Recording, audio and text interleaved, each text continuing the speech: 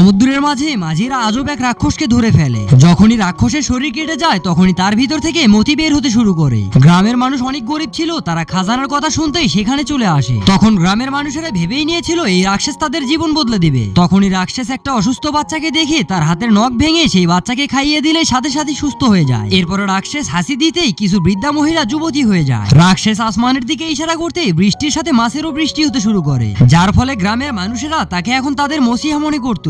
এমনকি গ্রামের মানুষেরা তার জন্য একটা মন্দির বানিয়ে তাকে পূজা করতে শুরু করে। এমনকি গ্রামের মানুষেরা প্রতিদিন তাকে খাবার খাওয়াতো এবং তার বদলে তারা মতি পেত। কিন্তু একদিন একটা লোভী লোক একটা চাকু দিয়ে সেই রাক্ষসের পেট কেটে ফেলে। তখনই রাক্ষসের শরীর থেকে হিরে এবং সোনাও বের হতে শুরু করে। এইটা দেখে গ্রামের মানুষের মধ্যে বেশি লোভ এসে গেলেই তারা সবাই অস্ত্র নিয়ে এসে সেই রাক্ষসের পেট কেটে ফেলে, যাকে তারা এতদিন মসিহা মনে করত। লোভের কারণে তারা তাকেই মেরে ফেলে দেয়। তখনই সেখানে একজন সাধু বাবা এসে তাকে জিজ্ঞাসা করলেই তখন রাক্ষস বলে মানুষ্য জাতি লোভের কারণেই তারা ধ্বংস হয়ে যায়।